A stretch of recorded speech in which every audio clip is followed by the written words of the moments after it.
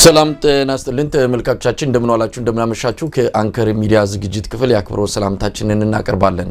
ዛሬ ከኢንጂነር ይልቃል ጌትነት ጋር ቆይታ ልናደርግ ነው። በዛሬው ቆይታችን በሰሞኑ የተነሱ በርካታ ጉዳዮች ላይ እናተኩራለን። በአማራ ክልል እየተካሄደ ባለው የዘመቻ አንድነት ተጋድሎ ላይ እንደዚሁም ከተጋድሎ ጋር በተያያዘ በአብይ አህመድ አገዛዝ በኩል እየተወሰደ ያለው እርምጃና የዘመቻ አንድነት የፈጠረውን በአገዛዙ መንደር የፈጠረውን ድንጋጤም እንደዚሁ እናነሳለን። በአማራ ክልል ደህንነትና አጠቃላይ የጸጥታ መዋቅር ላይ ለውጦች እየተደረጉ ነው። የፌደራል ፖሊስ ምክትል ኮሚሽነር ዘላለም መንግስቴ የአማራ ክልል ፖሊስ ኮሚሽነር ተደርጎ ተመድቧል። ሌሎችም ለውጦች ተከናውኗል። በአማራ ክልል ሰፊ ቁጥር ያለው የአድማ በታኝ ስልጠና እንደዚሁ መካሄዱም ታውቋል። በአማራ ክልል ያለውን ወቅታዊ ሁኔታ በተመለከተ አገዛዙ አንዳንድ ለውጦችን እያደረገ መሆኑን እየሰማን ነው። ከዚህ አንፃርም አንዳንድ ነጥቦችን እናነሳለን። የአብይ አህመድ አስተዳደር ከፋኖች ጋር መደራደር ፈልጋለሁ፣ ለዚህም በአውሮፓን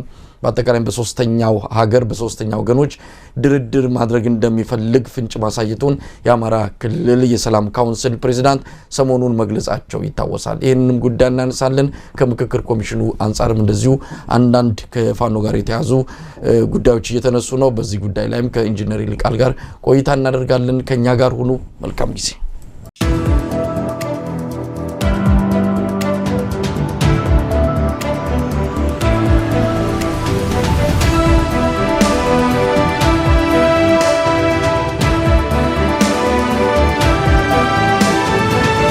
ተናስተልን ኢንጂነር ይልቃል ጌትነት። ሰላም መሳይ እንዴት ነህ? እንዴት ሰነበትክ?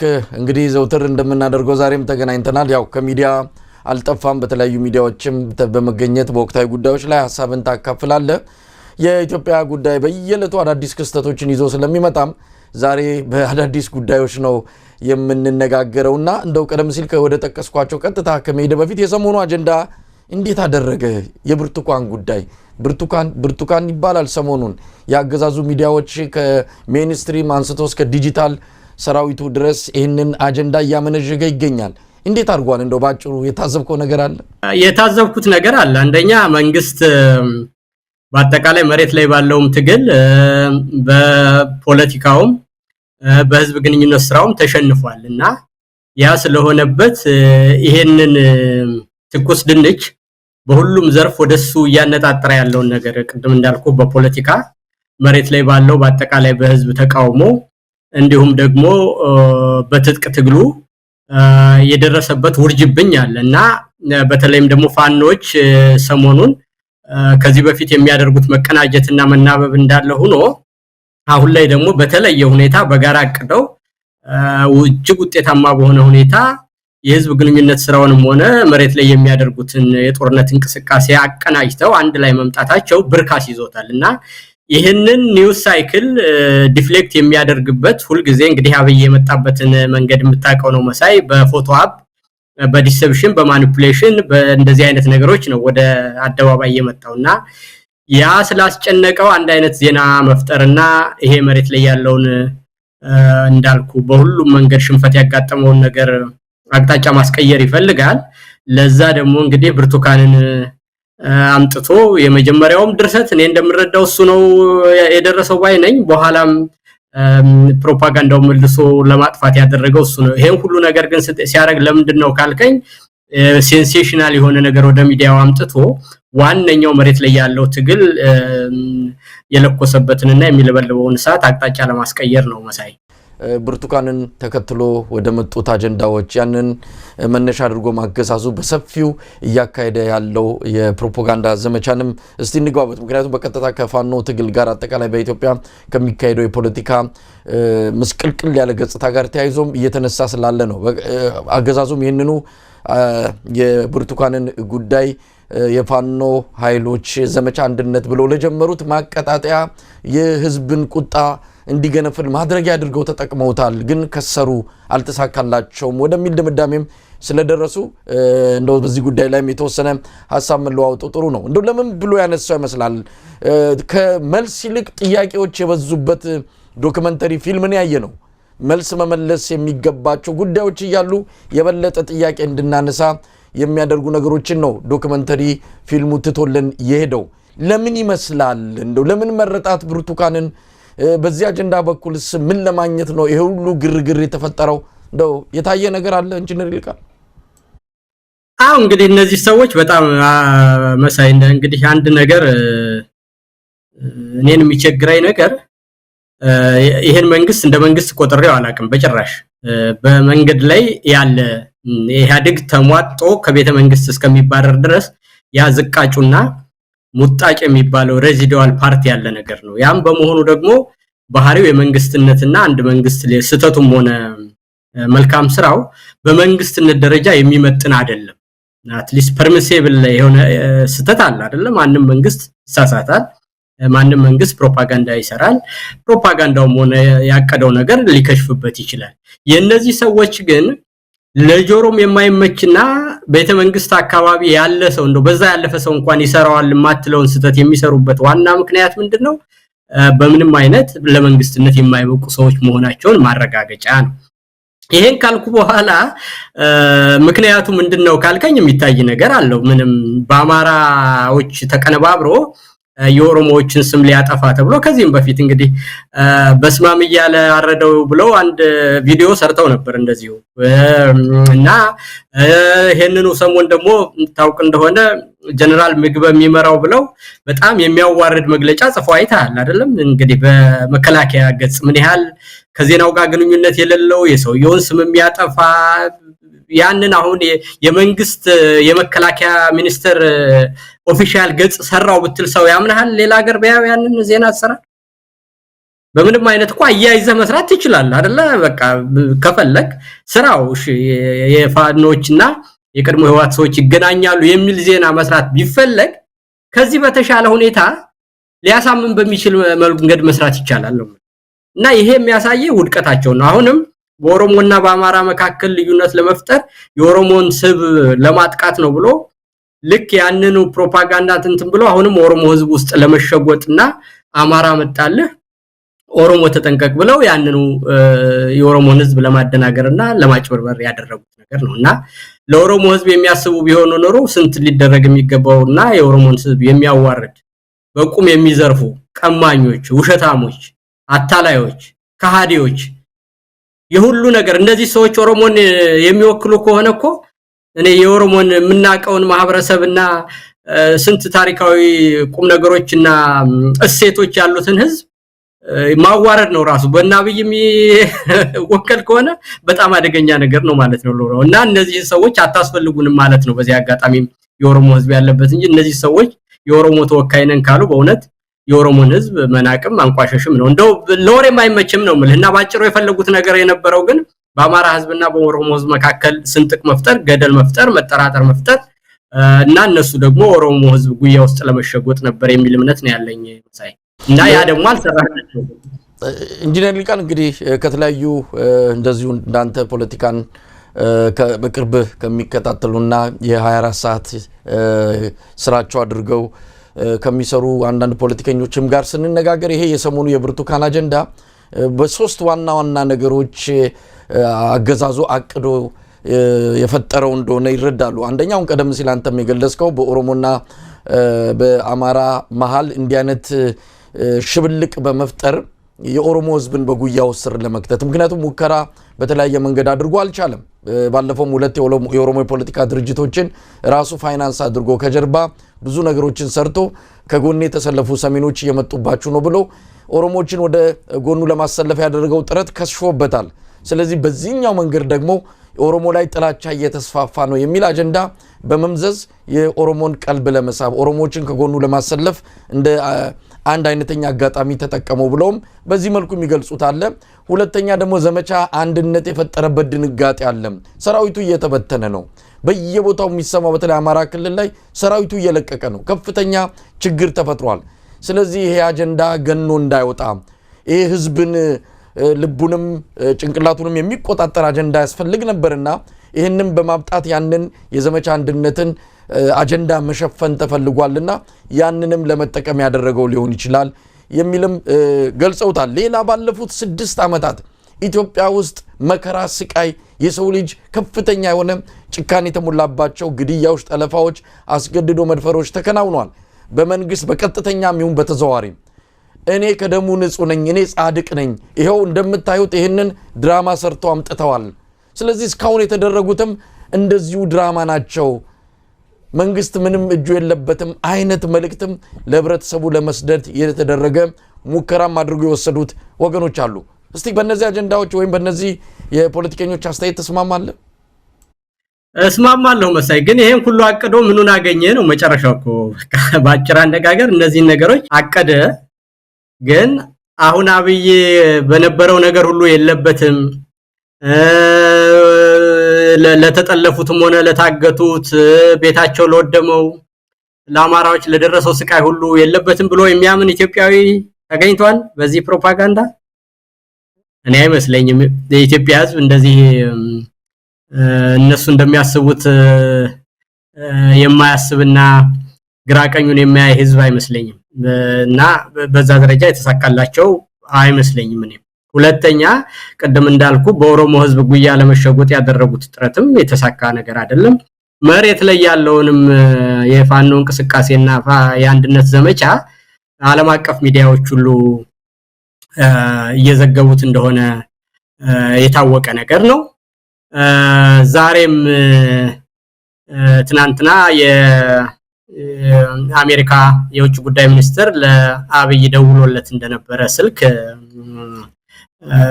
በይፋ በስቴት ዲፓርትመንት ገጽ ተዘግቧል ያንንም ሲዘግብ ምን ሊሆን እንደሚችል መረጃ ለማሰባሰብ እንፈልገው ይሆናል ከአንድ ቀን በፊት ከኔና ሌሎች ሁለት ጓደኞች ጋር ስቴት ዲፓርትመንት ከፍተኛ ኃላፊዎች የምስራቅ አፍሪካ ኃላፊዎች የኢትዮጵያ ዴስክ ኃላፊ እንደዚህ አካላት ጋራ ተነጋግረናል እና ከዛ የተረዳሁት ነገር ዓለም ሁሉ መሬት ላይ ያለውን ሁኔታ የአብይ መንግስት በጦርነት መፍታት እንደማይችል የተረዳበት ሁኔታ እንደሆነ እንደውም ለቀጠናው ረባሽ እንደሆነ አሜሪካንም እንዳሳሰባትና ስልክ እንደደወሉ ነው በተድበሰበሰ ሁኔታም ቢሆን የተገለጸውና ይሄን ሁሉ ስታይ በፖለቲካውም ዘርፍ መሬት ላይ ሚሊተሪውም በህዝብ አስተያየትም የሚፈልገውን ነገር እንዳላገኘ የኢትዮጵያ ህዝብ በተደጋጋሚ የዋሸን ሰው ዛሬ ስለዋሸ ሳይሆን ነገን ስለማላምንህ ነው የሚባል አባባል እኮ አለ አይደለም እና ትረስት አንድ ጊዜ ኢሮድድ ከሆነ በቀላሉ ተመልሶ የሚመጣ ነገር አይደለምና የአብይ መንግስት የሚታወቅበት ዋና ነገር ካለ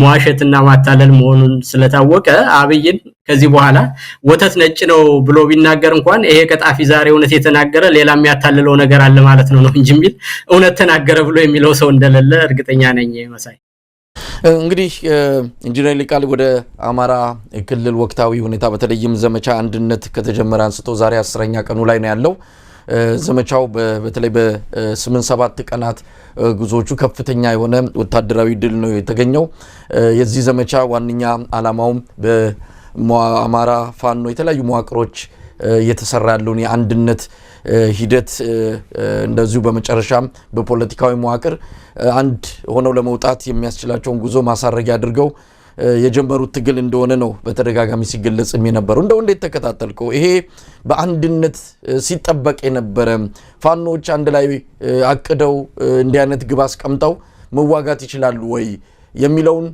ነገር በደንብ የመለሰ ዘመቻ ነው ተብሎ እየተገለጸ ይገኛል እስቲ ባንተ እይታ ይሄ ዘመቻ ፋይዳው ምንድነው ከወታደራዊ ስኬቱ ባሻገር እንደው የሚታዩ ነገሮች አሉ የሚታዩ ነገሮች አሉ በአንደኛ ዋናው ነገር በዚህ ውስጥ ያስተላለፉት ነገር የፋኖን የወታደራዊ መዋቅር ምን እንደሆነ ብዙ የዓለም አቀፍ ሚዲያዎችና የሚመለከታቸው አካላት ግልጽ የሆነ ግንዛቤ ያላቸው አይመስለኝም ምክንያቱም አንደኛ የፋኖ አደረጃጀት እንደምታውቀው ከላይ ወደ ታች የመጣ ስለሆነ በሐሳብ የሚመሩትና በብዙ ደረጃ አስቀድሞ የታሰበበት ብዙ ነገር ቢሆንም ንቅናቄው ህዝባዊ ስለሆነ አሁንም ቢሆን ዲሲፕሊን የሆነ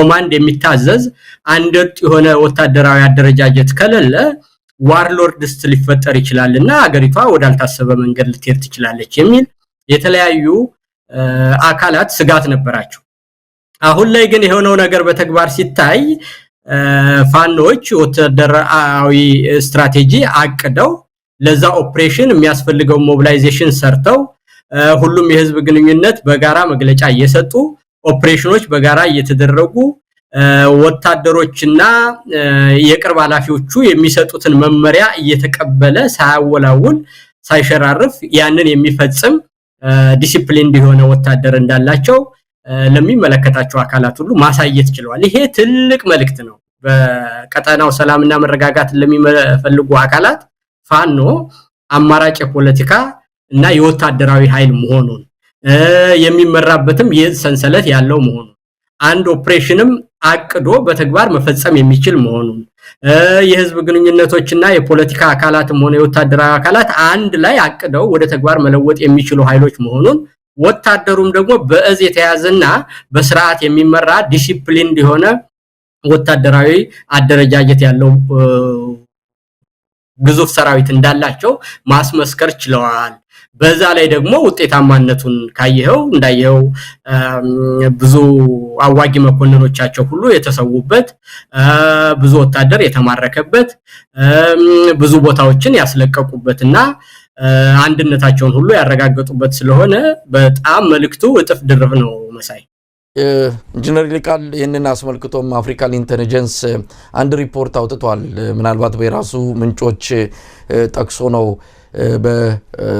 በቅርቡ ፋኖች አንድ ድርጅት ወይም ደግሞ አንድ የፋኖ መዋቅር ይፋ ያደርጋሉ ሲል ዘገባ የሰራው። በተለያየ መልኩ አመራሮቹንም ለማነጋገር መሞክረን ነበር። ይህንን ጉዳይ በተመለከተ አሁን ላይ በይፋ የሚናገሩት ነገር እንደሌለ ጥቂት ጊዜ በኋላ በይፋ የሚገልጹት አንድ ብስራት ሊኖር እንደሚችል ፍንጭ ሰጥተውናል።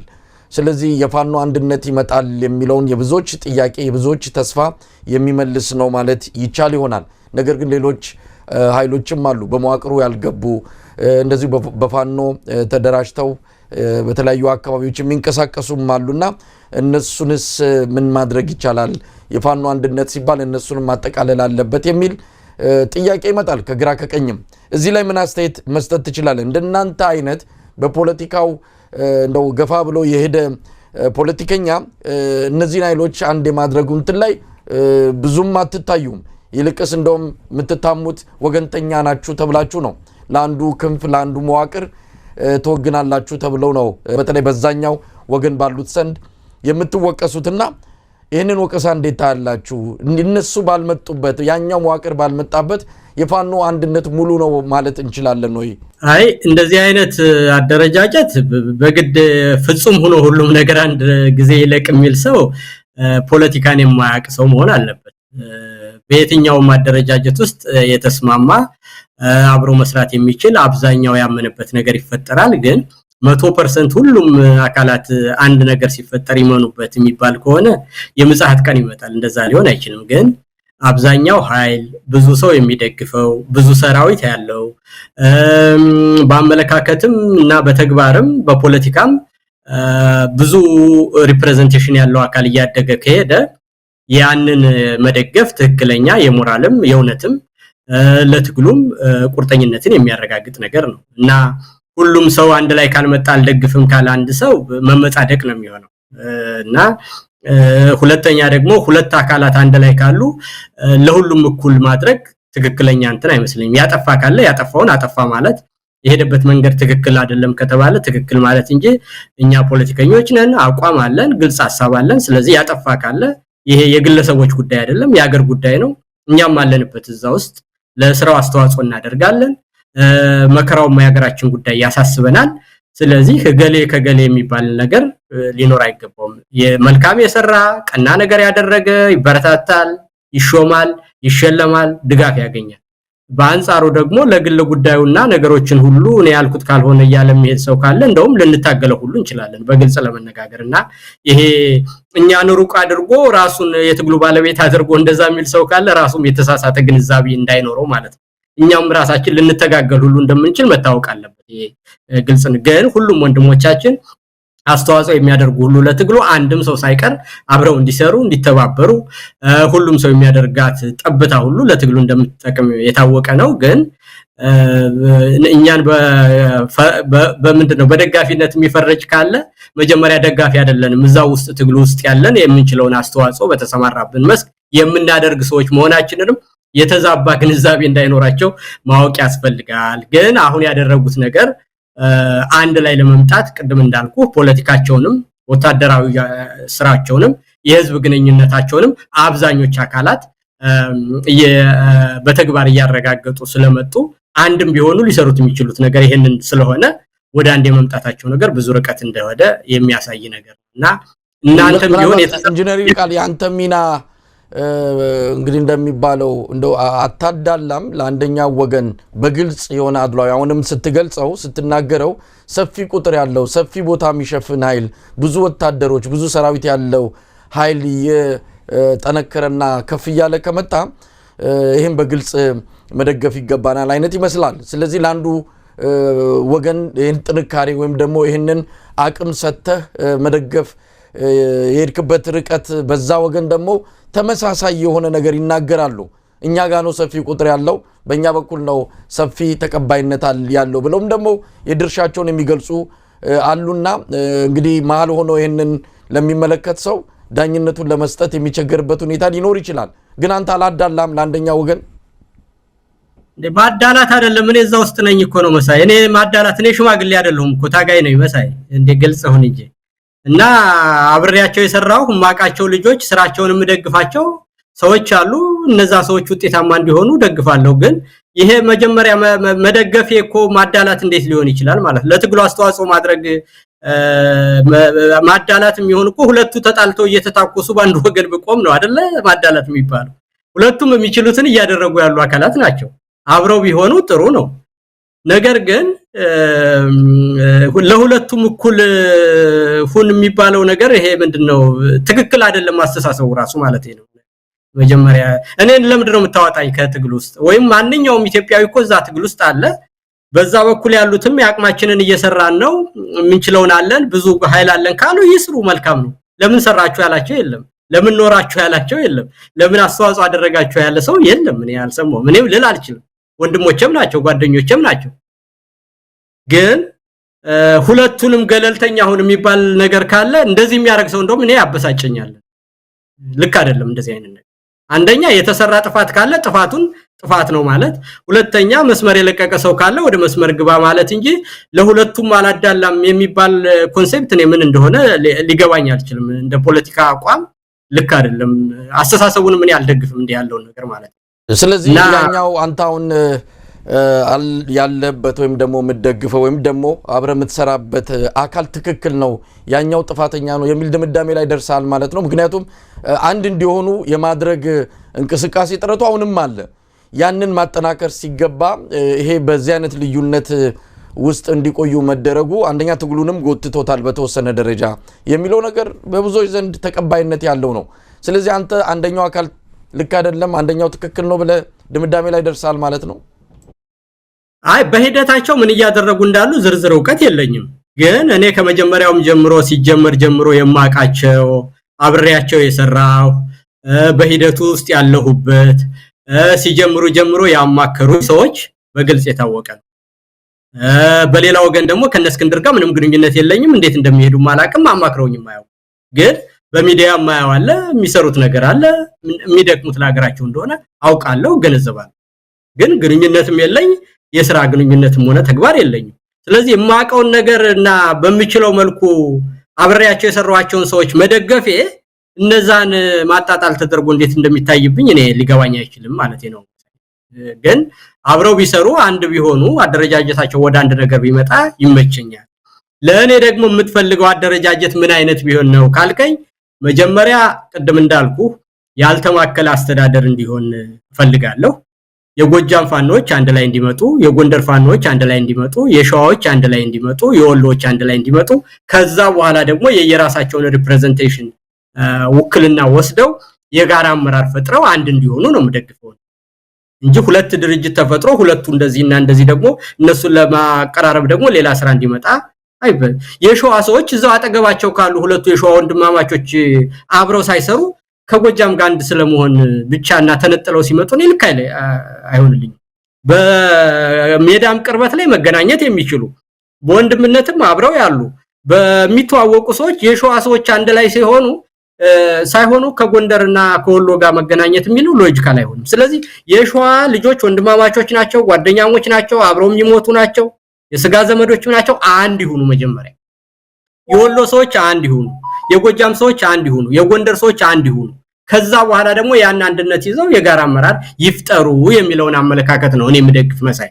ስለዚህ ይሄንን አመለካከት ደግፋለሁ። ማንንም የፋኖ አባል አስተዋጽኦ እንዳለው ደግፋለሁ። ከዚህ በፊት የማቃቸውና አብሬያቸውም የምሰራቸው ደግሞ እና ሲጀምርም የማቃቸው ልጆች ደግሞ የተወሰኑ አብሬያቸው ምሰራ በግልጽ የሚታወቅ በይፋ የሆነ አንዳንዱ ሲጀምሩ ጀምሮ በፎቶና በግንኙነት ሁሉ ያለ መሆኑ ይሄ ግልጽ የታወቀ ነገር ነው ማለት ነው መሳይ። እንግዲህ ኢንጂነር ይልቃል ይሄንን ያነሳውት ያለ ምክንያት አይደለም። አሁን የአማራ ፋኖ አንድነት እስከዛሬ ከነበረው በላይ ጠንካራ መዋቅር ይዞ ሊመጣ የሚችልበት ሁኔታ እንዳለ ብዙ ምልክቶችን እያየን በዋዜማው ላይም እንዳለ እንረዳለን። በዚህን ጊዜ ላይ ሁሉም ተሰባስቦ የጋራ ቤቱን ጨርሶ ቢመጣ የበለጠ ለፋኖ ጉልበት እንደሚሆነው ይገመታል። የትኛውም ጋር ያለው አቅም አዎንታዊ አስተዋጽኦ ያደርጋል እንጂ ሌላ የተለየ መጥፎ ነገር ይሆናል ብሎ መጠበቅ አይቻልም። ነገር ግን አሁን አንዱ ስለ አንዱ ያለው ስሜት ለጠላት ኃይል ለሚባለው ወይም ደግሞ ለአገዛዙ ካለው ስሜት አንፃር ስናየው አንዱ ላንዱ ያለው ጥላቻ የበለጠ እየበረታ እየመጣ ነው። አሁን በዚህ በዘመቻ አንድነትም የምናየው ነገር አለ። ይሄ ዘመቻኛንም ለማጥፋት ነው ብለው በዛ ወገን ድምዳሜ ላይ ደርሰው ዘመቻ ሁሉ ተከፍቷል። በዚህ በኩል የሚደረገውን እንቅስቃሴ ሳልሳዩ ባዴን ነው የሚልም ዘመቻ እየተከፈተ ብዙ ነገር እናያለን። አንዱ ላንዱ ያለው ጥላቻ የበለጠ እየገነገነ ነው ከጠላት አንፃር ካለው ጥላቻ ይልቅ የሚለው ነገር ነው። ይህንን ማርገብ አይቻልም ወይ? ይህንን ማለስለስ አይቻልም ወይ? አንድ እንኳን ባይሆኑ ለጋራ ዓላማ በያሉበት እንዲታገሉ ማድረግ የሚቻልበት ሁኔታ የለም ወይ? እኔ እንደዚህ ላይ ምንም ልል አልችልም መሳይ። ይሄን የሚል ሰው ካለ ታዲያ ባዲን ማን ነው? አሁን ይሄንን ትግል የሚያንቋሽሽና እኛን ለማጥፋት ነው ብለው የሚያስቡ ከሆነ ትግሉን የሚያዩት ከራሳቸው ከአማራ ህልውና መሆኑ ቀርቶ ለራሳቸው ህልውና ነው የሚታገሉት ወደ ማለት ይወስዳል። ለድርጅት ህልውና ማለት ነው። እና ይሄ ደግሞ ትክክለኛ ሐሳብ አይደለም። ማንኛውም ሰው የቻለውን ነገር ሲያደርግ ቢቻል መደገፍ ባይቻል ደግሞ መጥፎ ስም አለመስጠት ከዛም አልፎ ደግሞ ኒውትራል ሆኖ መቀመጥ ያባት ነው እንጂ እንደዚህ አይነት ሰዎች ደም እየከፈሉ ከጠላት ጋር ጉሩምቦ እየተናነቁ ያሉበትን ነገር ከትግሉ ዓላማ ይልቅ የድርጅት ፍላጎታቸው ቀድሞባቸዋል ማለት ነው። ይሄ ደግሞ ያልተገባ ነገር ነው። ትክክል አይደለም ነው ሊባል የሚገባው። እንደውም ይሄንን ነገር አንጠልጥሎ ይዞ ለወሬና ለአጀንዳ ማብቃቱ ነው ስህተት የሚሆነው መሳይ። እኔ አሁን አንተ ስለጠየቀኝ አንተ ክብር ስላለኝ እንጂ እንዲህ አይነት ኢሹዎችን ማንሳት አልፈልግም፣ ማውራት አልፈልግም። ከዛ በላይ ብዙ የሚያስጨንቀኝ ነገር አለ። ከሰሩ ይስሩ፣ መልካም ነገር ያድርጉ። እንዳልኩ ማንንም አልቃወምም። ግን የተወሰኑ አካላትንና የሚሰሩ ሰዎችን ስለደገፍክ ተብዬ ግን እኔን እንደ ገለልተኛ ወገንና እንደንትን የሚችለውን ነገር ሁሉ ለማድረግ የሚያረጋውን ጥረትና ያችን ጠብታ ማረጋውን ከንተና መካከል ለምን እንደዚህ ያረክ ብሎ የሚል ሰው ካለ ለዛ ሰው እኔ ጉዳይም የለኝም፣ ለደቂቃ ማሰብም አልችልም። ኢንፋክት እንደዛ ሊለኝም አይችልም። እንግዲህ ኢንጂነር ይልቃል ያው አጠቃላይ አሁን የደረሰበት ትግሉን ተመልክተን ባለፉት 20 ወራት የነበረውን የትግል ሁኔታ ከዚህ በኋላ ሊመጣ የሚችለውን ስንገምት እንግዲህ በአገዛዙ በኩል ከፍተኛ ጭንቀት እንደፈጠረበት ነው የተረዳነው። ዘመቻ አንድነት የአብይ አህመድ አስተዳደር በአማራ ክልል የነበረውን የወታደራዊ ቁመና ራሱ እያፈራረሰ ሙሉ በሙሉ በፖለቲካም በወታደራዊም ከክልል ውስጥ ትርጉም የሌለው ስርዓት አድርጎ ሊያስወግደው ወይም ደግሞ ከአማራ ክልል እንዲወጣ ሊያደርገው ከሚችልበት ጫፍ ላይ ተደርሷል። በዚህ ወቅት ላይ ነው እንግዲህ አንዳንድ እንቅስቃሴዎችን በአገዛዙ በኩል እየተደረገ ያለው በሁለትና በሶስት መንገዶች። አንዱ በሀገራዊ ምክክር ኮሚሽኑ አማካኝነት ነው።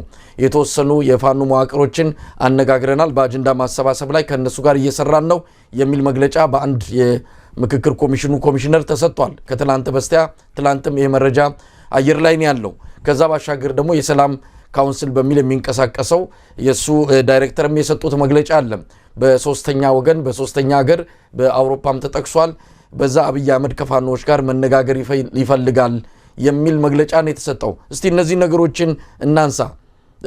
ከዚህ ምንድነው በሶስተኛ ሀገር ስለተባለው ንግግር እንመልከት። ፋኖ አሁን ይሄን እንዴት ማየት አለበት? እንግዲህ እነሱ ውሳኔ ቢሆንም እንዳንድ ፖለቲከኛ ይሄን ላይ አስተያየት እንድትሰጥበት ነው። ምን እንዴት ነው ማየት ያለበት? በሶስተኛ ወገን የሚባለው ታንዛኒያ ከኦላ ጋር የተደረገው ምን አይነት ውጤት እንዳመጣ በዝርዝር የምናውቀው ነው። እዛ ነገር ውስጥ ተመልሶ ለመግባት ይሁን ወይስ ትርጉም ያለው ኢትዮጵያ ውስጥ ለውጥ የሚያመጣ ድርድር ይካሄዳል ብለው የሚጠብቁም ካሉ ከዚህ ምን ይጠብቃሉ? ፋኖስ ምን አቋም ሊኖረው ይገባል የሚለውን አስተያየት መስጠት ከተቻለ። እንግዲህ መሳይ አንዳንድ ጊዜ በምንድነው የሚዲያ ሰዎች እናንተ ሁሉ ጊዜ ወቅታዊውን ነገር መዘገብም ስላለባችሁ የተፈጠረውንም ነገር ለህዝብ ማሳወቅ ስላለባችሁ የምታደርጉት ነገር እንዳለ ይገባኛል። ነገር ግን ከቀናት በፊት ራሱ ጠቅላይ ሚኒስትሩ ወጥቶ ፓርላማ ላይ ንግግር አድርጓል። ያንንም በተመለከተ ስለ ታጣቂ ኃይሎችና አማራ ህዝብ የሚያደርገውን የሁሉና ትግል በተመለከተ እንዴት አርጎ አንቋሾ እንደተናገረና የነገሩ መቋጫም ደግሞ እጅ መስጠትና እጃቸውን እንደሰጡት አካላት ሌሎችም የቀሩት እጅ እንዲሰጡ እንደሆነ አቋሙ በፓርላማ በይፋ በአደባባይ ለህዝብ ተናግሯል አይደል? ይሄ እንግዲህ ከ3 ከ4 ቀን በፊት ይሄ ሰውዬ በአደባባይ ጠቅላይ ሚኒስትሩ ትግሉንና ንቅናቄውን በአገሪቷ ያለውን ችግር እንዴት እንደሚያየው በይፋ ከተናገረ ሌሎችን ለሰሞነኛ ዜና ለወሬ ማደናገሪያ ያወራቸውን ነገሮች እንደዋና ጉዳይ አድርገን ምናወራቸው ለምንድን ነው? እኔም ወንኩ ሌሎች የፋኖ አባላት በተለያየ ጊዜ እነዚህን ሰዎች በግልጽ በሆነ ቋንቋ የብልጽግና የፖለቲካ ደላላዎች ናቸው ብለው በአደባባይ አንተ ሚዲያ ላይም ሌሎችም ጋር የፋኖ አመራሮች በተደጋጋሚ ተናግረዋል። አግኝተውንና በይፋም ግልጽ በሆነ ሁኔታ ተነጋግረናቸው አናውቅም ብለዋል። እነዚህ ሰዎች ግን የመንግስትን ገጽታ ለመገንባት ብለው በተለያየ ስም እየወጡ የሚያወሩት ነገር አለ። በተለይ የምክክር ኮሚሽን የሚባሉት ሰዎች በጣም የተለየ የራሳቸው የድርጅት ፍላጎት ሁሉ ዴቨሎፕ ያደረጉ ራሳቸውን ከኢትዮጵያ ልሂቃን ሁሉ በላይ አድርገው የማየት ሁሉ አዝማሚያ መጥተዋል። ይሄ እንደ ያለው አሮጋንስ በጣም የሚገርመኝ ነውና ዶክተር ሂሩት የተባሉትም ሴትዮ ሲናገሩ ሰምቻለሁ። ዶክተር ዮሐንስ ሲናገሩ ሰምቻለሁ። ዮናስ የሚባሉ ሰው ፕሮፌሰር መስፍን አርያም ሲናገሩ ሰምቻለሁ። እነሱ የሚሉት እንደው እነዚህ የፖለቲካ አመራር ነን የሚሉትና የድርጅት መሪ ነን የሚሉት ከህዝብ ጋር እና ከህዝቡ ጋር ምንም ግንኙነት የላቸውም። እኛ ህዝቡን አነጋግረ ነው ለውጥ እንደሚፈልግ አውቀናል፣ ንግግር እንደሚፈልግ አውቀናል ሲሉኮ ከኢትዮጵያ የፖለቲካ ኤሊት በላይ እኛ ሪስፖንሲብል ነን እያሉኮ ነው እነዚህ ሰዎች። ሌላው ሁሉ በፖለቲካና በድርጅት አካባቢ ያለውን ሰው ሁሉ ናቁት። ለሀገር የማያስብ ሪስፖንሲብል ያልሆነ ከውነታው የተፋታ አድርገው መፈረጅ ሁሉ ጀምረዋል እኮ ማለት ልክ መለስ ዜናዊ ያለውን እኮ ነው። የአማራን ህዝብ መሬት ላይ ያለውን እናውቀዋለን፣ አማራ አልተወከለም ተብሎ ሲናገር መለስ ዜናዊ ከነ ፕሮፌሰር መስፍን ወልደማርያም ጋር ሲከራከር ታስታውሰዋለህ? በኢህአዴግ የአማራን ዋናውን ክፍሉን ያውቀዋል በእኛ ይወከላል ብሎ ነው ያለው። ኤግዛክትሊ ያን ያሉትን ዶክተር ሂሩት የደገሙት ነገር። እነዚህ የፖለቲካ ድርጅቶች የሚባሉት የህዝብ ውክልና ከሌላቸው ከህዝቡ ጋር ስንነጋገር ያለን ነገር ሌላ ነው አሉ። እንደዚሁ ዶክተር ዮናስም የሚባለው ሰው ይሄ የድርጅት ሰዎችን ማማከር ሳይሆን በእኛ በራሳችን በካልቸራል በሆነው ከህዝብ በመጣው ባጠናነው መሰረት በልዩ ሁኔታ ነው አፕሮች የምናደርግ ይያለ ሁሉ ይላል። እነዚህ ሰዎች ምንድናቸው? እነሱ የተለየ በአብይ ስለተሾሙ በአብይ ደግሞ ስለተቆረጠላቸው ራሳቸውን እንደዚህ የተለየ ነገር አድርገው እንደው ይሄን ለሀገሩ የሚደክመው ሁሉ ለሀገሩ የሚሞተው ሁሉ ለሀገሩ ተደራጅተው በፖለቲካ አስተዋጽኦ ሲያደርግ የነበረው ሁሉ ናቁት። እነሱ በቃ እነሱ የተለዩ ናቸው። ግን ምንድናቸው ብትለኝ በኢትዮጵያ ፖለቲካ ምንም አስተዋጽኦ አድርገው የማያውቁ የራሳቸውን እንጀራ ሲያሳድዱ የኖሩ አሁን ደግሞ በአብይ የተሾሙ ናቸው። ሌላ ከኢትዮጵያውያን የፖለቲካ ልቅ የሚለያቸው አንድ ነገር የላቸው እና የአብይን ተልእኮ ለማስፈጸም አሁን የሚያደርጉትን ነገር ግን ቲዮሪ ሊሰጡት ይፈልጋሉ። የህዝብ የመጣ ነው ሊሉት ይፈልጋሉ። ጥናት አለበት ሊሉ ይፈልጋሉ። የኢትዮጵያን የፖለቲካ ኤሊት ሁሉ መናቅ ይጀምራሉ። ይሄ ደንበኛ አሮጋንስና ኢግኖራንስ እነሱ ዛሬ የተናገሩት ይመስላቸው እንጂ መለስ የተናገረውን አብይ ልኳቸው እነሱ ተናገሩት እና ይሄን እንደው ቢጠነቀቁበት ይሻላቸዋል። ጨዋነትም የጎደለው አሮጋንስ ነው። ኢንጂነር ቃል 3 ተቋማት አሉ በአሁን ሰዓት ይሄን የአብይ አህመድንና የፋኖን ኃይሎች እናስታርቃለን ወይም ደግሞ መሳሪያቸውን አስቀምጠው በምክክር ኮሚሽኑ አማካይነት ጥያቄዎቻቸውን እናቀርባለን በሚል በዚህ አይነት መንገድ እየተጓዙ ያሉ 3 አካላት አሉ። አንደኛው የምክክር ኮሚሽኑ ነው፣ ሁለተኛው የአማራ ክልል የሰላም ካውንስል ነው፣ ሶስተኛው ደግሞ ሰሞኑን መግለጫ የሰጠው የኢትዮጵያ የሃይማኖቶች ተቋማት ጉባኤ ነው። እንደውም በትጥቅ ላይ ያሉትን ወደ ሰላሙ ለማምጣት ጥረት ጀምረናል ሲል ነው መግለጫ የሰጠው። እነዚህ 3ቱም ተቋማት በአብይ አህመድ የተቋቋሙ ናቸው። አብይ አህመድ የሰየማቸው በፈለገ ጊዜ መዋቅሩን የእነዚህን መዋቅሮች በፈለገው ሰው ለመተካት አድርጎ አመቻችቶ ያደራጃቸው እንደሆነ በሰፊው ሲነገር ነበር። ከዚህ ምን እንጠብቃለን? ምንድነው አሁን እነዚህ ሶስቱ ተቋማት በዚህ አይነት መልኩ የተሰለፉ መሆናቸው እየታወቀ ምን እንጠብቃለን? ፋኖ ይሄንን ቢገፋ ዓለም አቀፉ ማህበረሰብ ፋኖ ለድርድር ዝግጁ አይደለም፣ ለመነጋገር ዝግጁ አይደለም፣ በሩን ጥርቅም አድርጎ ዘግቷል የሚል ክስ ይዞ ለመምጣት ከወዲሁ የተዘጋጁ ኃይሎች አሉ። ፋኖን ጦረኛ ብቻ ለማድረግ ከጦርነት ውጪ ምንም የሚፈታው ነገር የለም ብሎ በሩን የዘጋ ነው አይነት ድምዳሜ ሰጥተው ክስ ለማቅረብ የተዘጋጁ ኃይሎች አሉ። ከነዚህ ምንድነው የምንጠብቀው? አንደኛ ማንም ሰው የፈለገውን ነገር ማለት ይችላል። መሳይ ምንድነው በአንድ ቀን ንግግር እኮ የሚፈጠር ነገር የለም። አብይ ምን አይነት ሰው እንደሆነ ዓለም አቀፍ ማህበረሰቡም ያውቀዋል፣ የኢትዮጵያ ህዝብም ያውቀዋል፣ እኛም እናውቀዋለን። በሌላው ግን የኢትዮጵያ ሁኔታ ምን ይመስላል የሚለውንም የዓለም አቀፍ ማህበረሰብም ያውቀዋል፣ እኛም እናውቀዋለን፣ አብይም ያውቀዋል።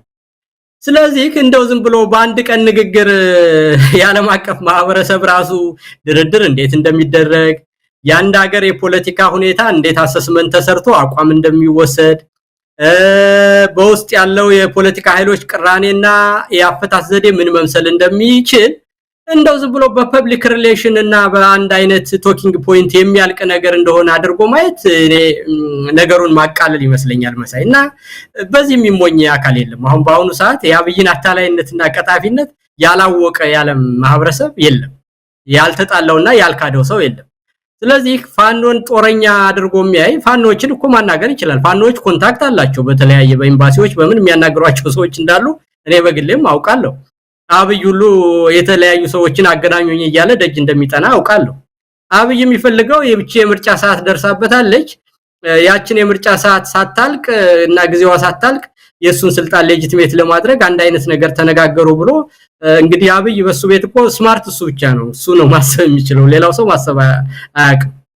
እና በዛ ውስጥ አታሎ አንድ አይነት ነገር ፈጥሮ አንዳንዴ እኮ እንደ ትግራይ አይነት የሽግግር መንግስት አማራ ክልል መስርቱ እያለ ሁሉ እኔ የለውበትም ሁሉ ማለት እንደጀመረ ሰምቻለሁ። እኔ በተግባር የሚነግራቸው አካላት ለኛም ይነግሩናል። እና ይሄ ሁሉ ነገር ምንድነው የስልጣን ሌጂቲሜሲው ልታልቅበት ትንሽ ሰዓት ስለቀረች አንድ መውጫ መንገድ ወይ በምክክር ኮሚሽኑም ወይ በኤምባሲዎችም ወይ በዓለም አቀፍ ማህበረሰቡም የሆነ ማታለያ መንገድ አልፎ ያችን ነገር ማለፍ ፈልጓል። እና ያን ሲፈልግ ደግሞ ሌላው ሰው እሱ በሰራው እቅድና ወጥመድ ውስጥ መግባት ነው እንጂ የራሱ ኢንተረስት ያለው ፖለቲካ መተንተን የሚችል የሀገሩን ፖለቲካ የሚያውቅ አብይንም የሚረዳ መሆኑን አያውቅም። አብይ ደስ የሚለው ነገር እሱ ከሚያስበው ነገሮች ሌላው ሰው የሚያስብ አይመስለውም። እና በአጠቃላይ መሳይ እሱ የሚያገኛቸው ዓለም አቀፍ ማህበረሰብ እኛም እናገኛቸዋለን። ቀደም እንዳልኩ ከአብይ ጋር ለመነጋገር ማይክሮዌቭ ስልክ ለመደወል ሲፈልግ መጀመሪያ ባክግራውንድ ኢንፎርሜሽን እኛ የምንለውን ሁሉ ሰምቷል፣ እኛንም አዳምጧል። በ26 የሱ ስቴት ዲፓርትመንት ምስራቅ አፍሪካን የሚመለከቱ ኦፊሻልስ ሁሉ ከኔና ከሌሎች ሁለት ጓደኞች ጋር በተደጋጋሚ ንግግር ካደረግን በኋላ በማግስቱ ነው ከአብይ ጋር የተነጋገረ። ስለዚህ አብይም ብቻ ሳይሆን የሚሰሙ እነሱ በሌላው ወገንም ያለውን the other side of the story ሁሉ ጊዜ ይሰማል። እና አብይ አደናግሮ የሚሄድበት ጊዜ ሁሉ አብቅቷል። የአብይን የማደናገር ፖሊሲ የፋኖ አደረጃጀቶች ሁሉ አውቀውታል። እና በዚህ ሁኔታ ተታሎ የሚወስን የዓለም አቀፍ ማህበረሰብም የለም። እኛም አውቀነዋል፣ የኢትዮጵያ ህዝብም አውቋል፣ ፋኖችም አውቀውታል። ራሱ ጋብረውት ያሉትም ሁሉ የት በገባን እያሉ እየተሸመቀቁ ስላሉ ይሄ ብዙ የሚያስጨንቅ ነገር አይደለም፣ የታወቀ ባህሪ ነው መሳይ። አዎ ያው የአዲስ አበባ የሚገኙትንም አንዳንድ የፖለቲካ ድርጅቶች የአሜሪካ ኤምባሲ ማነጋገሩም ሰምተናል። ስለዚህ ቀደም ሲል አንተ እንደገለጽከው ሌሎች የፖለቲካ ኃይሎችንም አነጋግሯል። በኢትዮጵያ ያለውን ወቅታዊ ሁኔታ የዓለም አቀፉ ማህበረሰብ ይከታተሏል። ግን ምንም እርምጃ ሲወስድ አናይም፣ ወይም ደግሞ በአብይ አህመድ ላይ ጫና ሲፈጥር አናይም። በተለይ በአማራ ክልል ካለው ወቅታዊ ሁኔታ አንጻር ብዙዎች አማራ ክልል የሚደረገው የዘር ማጥፋት ድርጊት ነው ብለው ድምዳሜ ደርሰው ከፍተኛ ንቅናቄ ያደርጉ ነው። የፊታችን ቅዳሜ ነገ ማለት ነው። በዚህ በአሜሪካም እንደዚሁ በአማራ ላይ እየተፈጸመ ያለውን የዘር ማጥፋት የሚመለከት አንድ ዓለም አቀፍ የዙም ስብሰባ ይካሄዳል። ግን በዚህ ደረጃ ዓለም አቀፉ ማህበረሰብ ለአማራው ጉዳይ ትኩረት የሰጠ አይደለም የሚል ነውና እንደው በዚህ አጋጣሚ መግለጽም ከተቻለ ነው ስትነጋገሩ ከነዚህ ዓለም አቀፍ ተቋማት ጋር በተለይ አሁን ከአሜሪካ ጋር ነው የተነጋገራችሁትና ምንድነው የሚሉት? ለምንድነው እየዘገዩ ያሉት? አብይ አህመድን ለቀውታል ብለን እንዲሁ መደምደም ባንችል እንኳን የሚቻላቸውን ወይም ደግሞ ያቅማቸውን የሚጠበቅባቸውን ሚና ግን እየተጫወቱ ነው ለማለት ይከብዳል። ኢንጂነር ይልቃል እሱ እንግዲህ በተደጋጋሚ ያለው ነገር ነው መሳይ። አንደኛ ነገር እንደምናውቀው ሁልጊዜም በአማራው ላይ የነበረው 50 ዓመት የተዘራው ፖለቲካ ሌላ ነው።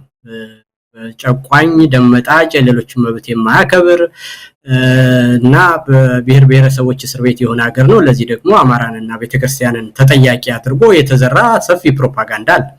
ስለዚህ ያን አመለካከት ቀይሮ መጀመሪያ ኒውትራላይዝ ማድረግ ይጠይቃል። ከዛ በኋላ አዲስ አስተሳሰብ ማስያዝ ይጠይቃል።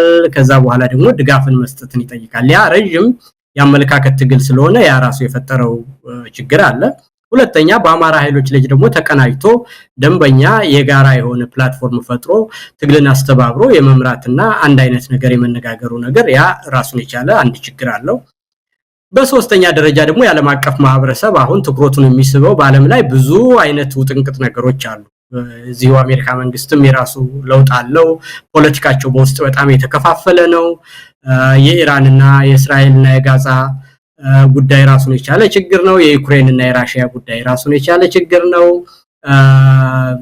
ፕሬዝዳንት ትራምፕ ደግሞ ይዘውት የመጡት የውጭ ጉዳይ ፖሊሲ ራሱን የቻለ የተለየ አሜሪካ ፈርስት የሚሉት ራሱን የቻለ አንድ አጌንስት ኤስታብሊሽመንት የሚሄድ ነገር አለውና እኒህ ሁሉ ነገሮች ደምረ ቀንሰ ስታዩ ለኢትዮጵያ የሚሰጠው ትኩረት ከዚህ ሁሉ ተካፍሎ ነው እንግዲህ የሚደርሰን ማለት ነው። እና የራሳችን ድክመት አለ፣ ከዚህ በፊት የተዘራው ነገር አለ፣ በራሳቸው መንግስታት ያሉበት ነባራዊ ሁኔታና በአገራቸው ሁኔታ ያፈጠረው አለ። በትኩስ የሆኑ ደግሞ የነሱን አምሮ ሊይዝ የሚችልና በየሀገሮቻቸው ሎቢዎች ትልቅ ትኩረት የተሰጠው የእስራኤል ሐማስ ጉዳይና የኢራንም ጉዳይ የዩክሬን ራሺያም ጉዳይ ትልቅ ትኩረት የሳበ ነገር ስለሆነ አሁን ግን ያም ሆኖ የሚታለፍ ነገር እንዳልሆነ ስለሆነ ሱዳን ደግሞ እንደምታቀው የፕሬዝዳንት ትራምፕ የአብርሃም አኮርድ ፈራሚ ነች፣ ሲግናቶር ነች። ስለዚህ በሱዳን ጉዳይ ውስጥ ደግሞ አብይ እጁን ማስገባቱ አሁንም ደግሞ ኤርትራን ወራለሁ ማለቱ በሶማሌም ጉዳይ ችግር መፍጠሩ በቀጠናው ጉዳይ ፕሬዝዳንት ማክሮን ማርክ ሩቢዮም ሲደውሉ እንግዲህ ይሄንን ነገር አብይን ረፍ የተባለ ነው ይመስለኛል። አብይን ብዙ ትኩረት ሰጥቶ ያላወራውና ያላጋጋለው ግንኙነታቸው ምናልባት አብይን የሚያስደስት አለመሆኑ ይመስለኛል። ይሄ ስታየው እንግዲህ በሌላ አነጋገር ከአብይ የራቁና እውነተኛ መፍትሄ እየፈለጉ መሆኑን እንግዲህ ያሳያል። ግን ብዙ ስራ የሚጠይቅ ነገር መሆኑን መገንዘብ ያስፈልጋል ማለት ነው መሳይ። ኢንጂነር ይልቃል ዓለም አቀፉ ማህበረሰብ ጋር ልቆይና ምክንያቱም አሁን አብይ አንድም ዓለም አቀፉ ማህበረሰብን ምንድነው ያደናገረና ያወናበደ ያለው ምርጫ ደርሷል፣ በምርጫ ይሳተፉና ህዝብ ይምረጣቸው፣ እኛ ኮንትራት 5 ዓመት ወስደናል፣ ይሄንን የህዝብ ኮንትራት ጥለን ወዲትም አንሄድም፣ ስለዚህ ገብተው በምርጫ መወዳደር ይችላሉ የሚል ነውና ምርጫ ዓለም አቀፉ ማህበረሰብም እንደው ተቃዋሚዎች ካሉ ተፎካክረው ስልጣን ያዙ የሚል ከጀርባ ግፊት እያደረጉ እንዳለም እንሰማለን። ከዚህ ባሻገርም አማራ ክልል የሚካሄደውን ትግል በተመለከተ የተለየ አጀንዳ ያላቸው በኤጀንሲ ደረጃ የሚንቀሳቀሱ እንዳለም በቅርቡ ለአንከር ሚዲያም የደረሰ መረጃ ያመለክታል። በተወሰነ ደረጃ አብይም ባይፈልጉትም ነገር ግን በአማራ ክልል ያለው ትግል በአማራ ክልል ያለው ይሄ የብሔርተኝነት ኢትዮጵያዊ ናሽናሊዝም ያለው አይነት ስሜት ስለሆነ እሱን ደግሞ ስለማይፈልጉት በተወሰነ ደረጃ ያንን የማዳከምና የአብይ አህመድ አገዛዝ ያነከሰም ቢሆን እስከ ምርጫ እንዲደርስ በምርጫ የሚፎካከሩ ኃይሎችን በደንብ ደግፈዋቸው በምርጫ እንዲጥሉት እንደዛ አይነት አቅጣጫ ተከትለው እየሄዱ ነው የሚል አንድ መረጃም ደርሶናል። እንደው እዚህ ላይ ትክክለኛ ከሆነ ምን ማለት ነው? ካልሆነስ እንዴት ነው ይሄ በምንድነው እነሱ ለውጥ ኢትዮጵያ ላይ ይመጣል ብለው የሚያስቡት?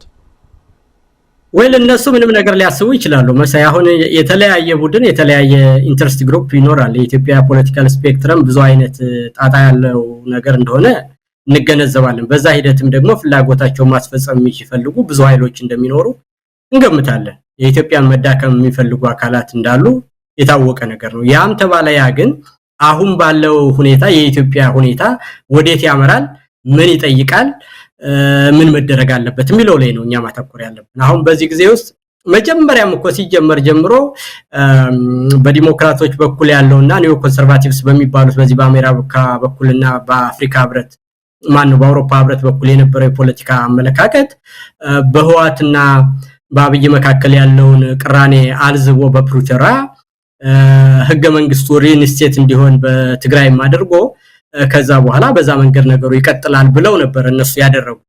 ስለዚህ እነሱ ያናሰቡ ማለት ግን በተግባር ያ አይደለም ይሆነው ያ የአማራ ንቅናቄ በዚህ ደረጃ ወጥቶ 80% የሚሆነውን ያገርቷን ክፍል ወስኖ ተቆጣጥሮ ይሄ ሁሉ ወታደርና የተደራጀ ኃይል ተፈጥሮ አብይም በዚህ ደረጃ ተሸምቅቆ በኦሮሚያም ይሄ ሁሉ ነገር መጥቶ እንደገና የትግራይም ሁኔታ ማይሳካ ሆኖ ከኤርትራም ጋር ተጣልቶ ይሄ ነገር ይሆናል ብሎ አላሰቡም ማለት ነው። ስለዚህ የትክክለኛ ግምገማ የሌላቸውና ሾርት ተርም ኢንተረስታቸውን ለማሳካት በሚፈልጉ ሰዎች ሐሳብ ላይ እየተንጠለጠሉ ሁሉ ጊዜ አስተያየት መስጠት የለብንም እና አሁንም አንተ እንዳልከው አይነት ሐሳብ ያላቸው ሰዎች ካሉ 80% ገጠሩን ፋኖ ተቆጣጥሮት የምርጫ እንትኖችን ብታይኮ በከተማ ውስጥ ያሉት እኮ አንድ ወይም ሁለት የምርጫ ክልል ናቸው እኮ 47 48 ወረዳ ነው በአንድ ወረዳ ውስጥ ያለው መሳይ ቀበሌ ነው ያለው እና በዛ ውስጥ ወረዳ ውስጥ ብትሄድ ምናልባት ሁለት ቀበሌ ነው። እኔ የተወለድኩባት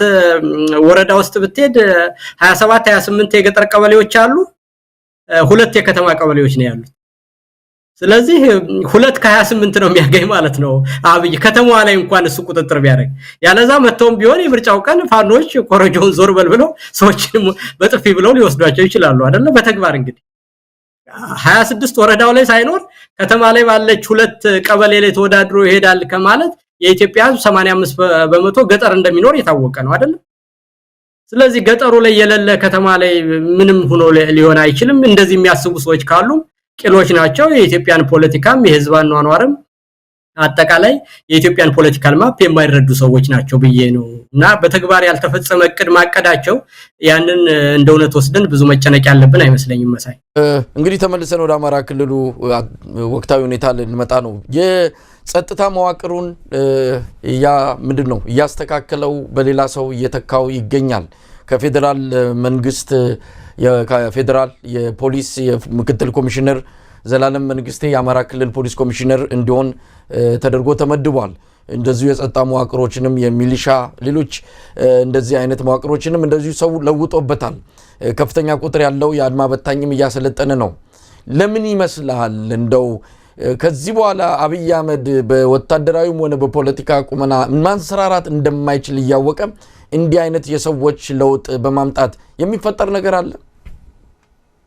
ወይል እንግዲህ ሽንፈት በዚህ ሀገር ሰዎች አነጋገር ኦርፋን ነው ይባላል። ባለቤት የለውም። ሁሉ ጊዜ ሽንፈት በመጣ ቁጥር ጣት መቀሳሰር ያለ ነገር ነው። በፖለቲከኞች መካከልና በድርጅት መካከል ይሄን ያደረክ አንተ ነህ ማለት፣ አንተ ከጠላት ጋር ትሰራለህ ማለት፣ መጠራጠር፣ አለመተማመን የሽንፈት አንድ መገለጫ ነው።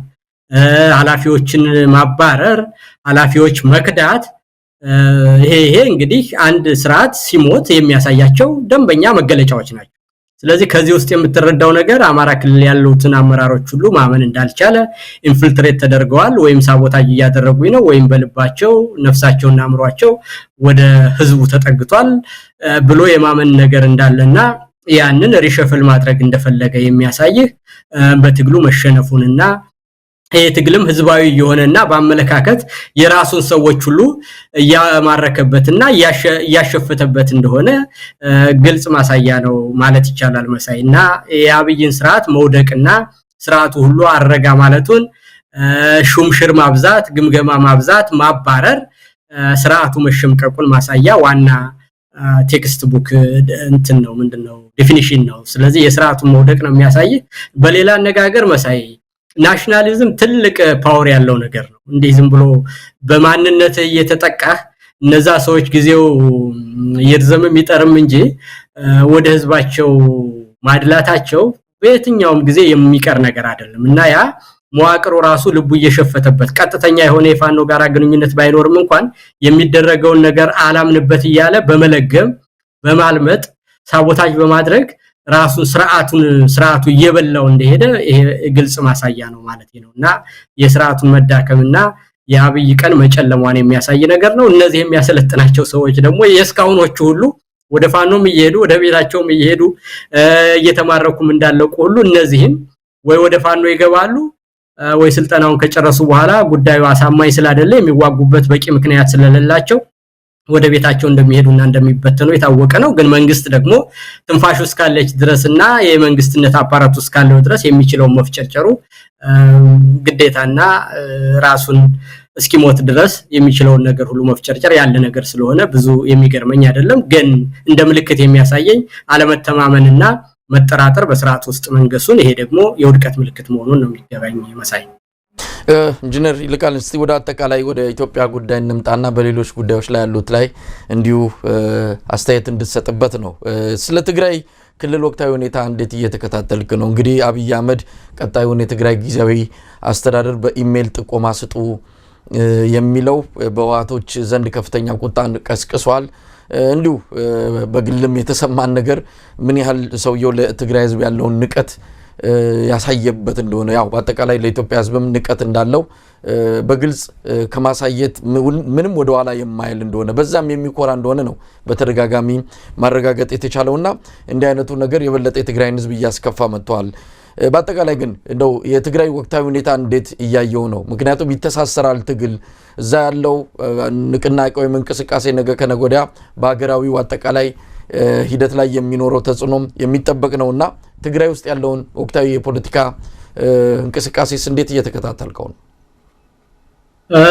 እንግዲህ የሆኑትን ነገሮች እናያቸው መሳይ። በተጨባጭ አንደኛ የትግራይን ፖለቲካ በተመለከተ በራሱ በአብይ አስተዳደር ውስጥ የተወሰዱ እርምጃዎችና የተወሰዱ አቋሞች ምን ይመስላሉ የሚሉትን እናያቸው። አንደኛ ፓርላማ ላይ ወጥቶ ምን ተናገረ በል። ፓርላማ ላይ ወጥቶ የተናገረው ነገር ብንል ምናልባትም ሰራዊቱ ተዳክመዋል፣ በአማራ ክልልና በኦሮሚያ ተበትኗል፣ ጊዜው አሁን ነው ብላችሁ የምታስቡ ካላችሁ እኔ አይመስለኝም የሚል ምክር አለኝ ብሎ ባሽሙርና ጸባቸው እየተካረረና የትግራይ ፖለቲካ ከጁ እንደወጣ የሚያሳይ ምልክት በዛ በተግባር ተናግሯል። ከዛ ደግሞ ቀጠልትልና ጀነራል ምግባይ የአማራ ክልልን ሁኔታ እየመራ ነው የሚል ንግግር በአደባባይ በመከላከያ ይፋዊ ገጽ ላይ ተናግሯል። በሶስተኛ ደረጃ ደግሞ የተወሰኑ አካላት በዶክተር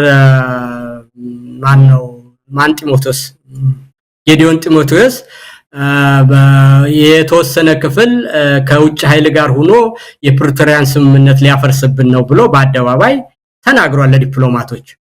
እነዚህን ሁሉ ነገሮች ደምረህ ቀንሰህ ስታይና መጨረሻ ላይ ደግሞ ለብሽሽቅ በሚሆን መልኩ ተስፋ በመቁረጥ መሪ ልመርጥላችሁ ነውና በኢሜል አስተያየታችሁን ስጡ ሲል ከህዋት ኃይሎች ጋር አሸንፊያችኋለሁ የሚል ብሽሽቅ ውስጥ ለመግባትና በከጁ በመውጣታቸው ተስፋ በመቁረጥ የሚመስል የመናናቅና የልህ ፖለቲካ ውስጥ መግባቱ የሚያሳይ ነው። እንዲሁም ደግሞ አንድ የረሳውትና እዛው ፓርላማ ላይ የተናገረውን ብታየው ስምምነት የተደረገበትን ሁኔታ ሁሉ ካሸነፈ በኋላ ከደመሰሰ በኋላ መቀሌን መቆጣጠር እየቻለ ለነሱ ብሎ ስምምነት እንደፈጸመላቸው አሁንም እንደሚያሸንፋቸው በሚመስል መልኩ ወደ ግብግብና ወደ ጸብ በሚያመራ መልኩ የመናናቅ ፖለቲካ ማራመድ እንደጀመረ ያሳያል። እነዚህ ነገሮች ደምረ ቀነሰ ስታይ የአብይ አስተዳደርና የትግራይ ፖለቲካ እየተፋጠጠ መሆኑንና ከአብይ እጅ መውጣቱን በራሱ ንግግሮች ዝም ብለን እንግዲህ በፕሮፓጋንዳ ሳይሆን በራሱ ፓርላማ ላይ በተናገረው ዶክተር ጌዲዮን ጢሞቴዎስ ለዲፕሎማቶች በተናገረው እንዲሁም ደግሞ በመከላከያ ገጽ ላይ የጀነራል ምግበን በተመለከተ በኦፊሻል ገጽ ስለወጣው እነዚህን ሁሉ ንግግሮች ስታይ የትግራይ ፖለቲካ ከአብይ እጅ እየወጣና ወደ ሴኩሪቲ ኮምፒቲሽን እና ወደ አርምድ ኮንፍሮንቴሽን ለመሄድ ያንዣበበ መሆኑን የሚያሳይ ነገር ሆኖ አግኝቻለሁ። እንግዲህ ኢንጂነር ይልቃል ምናልባት ሰሞኑን በአንድ ሚዲያ ላይ በሮሃ ሚዲያ ላይ ከጋዜጠኛ ማዛ መሐመድ ጋር በቀረብክበት ወቅት የምዛንግዳ በሆንክበት ጊዜ ያነሳው አንድ ጉዳይ መነጋገሪያ ሆኖ በተቃውሞም በድጋፍም በተለያዩ ወገኖች ስትነሳ ነበርና ያልከው ነገር ነበር። ሻቢያ የኢትዮጵያ ታሪካዊ ጠላት ሆኖ አያውቅም ብለ ድምዳሜ የሰጠህበት ቃለ መጠይቅ አንዳንድ ሻቢያ በኢትዮጵያ ታሪክ ውስጥ ትልቅ ደንቃራ ወይም ደግሞ ኢትዮጵያን አሁን ለደረሰችበት እንደ አይነት ምስቅልቅል ለሆነ ገጽታዋ ተጠያቂም ነው በአንድም ይሁን በሌላ ብለው አቋም ያዙ ወገኖች ጭምር ነው ወጥተው ያንተን ድምዳሜ የተቃወሙት። ምናልባት ውይይቱን ሙሉውን ያልተከታተለ ሰው ይሄን ብቻ ነጥሎ የወሰደ ሰው በተሳሳተ መልኩ በተሳሳተ አውድ ተመልክቶታል ብለህ ነው የምታምነው ወይስ በትክክል አቋም እንደዛ ነው ብሎ መውሰድ ይቻላል? ወል እንግዲህ ይሄ ሐሳብ የተነሳበት ዋናው ምክንያት በምንድነው የፋኖ አብይ ከኤርትራ ጋር ጦርነት ሊገጥም ነው ወደብ ላመጣ ነው ወይም ደግሞ ኤርትራም የኢትዮጵያ ታሪካዊ ጠላት ናት ሻዕቢያ ያለ ፕሮፓጋንዳ ያዘነበ ወደ ጦርነት የኢትዮጵያን ሕዝብ ማስገባት ፈልጓል።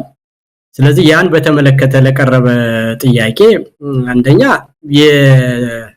ምንድነው ኤርትራን መንግስት ትናንትና የጨለማ ጊዜ አጋራችን ብለን አምጥተነው ወይም ደግሞ የኢትዮጵያና የኤርትራ ችግር ተፈታ ተብሎ በሁሉም ዘንድ ጭፈራ ሁካታ ተደርጎ ደስታ ተፈጥሮ መልካም ግንኙነት የተመሰረተ ነገር ታሪካዊ ጠላት የሚለው ታሪካዊ ጠላት ከሆነ አንድ አካል ቅራኔያቸው የማይታረቅ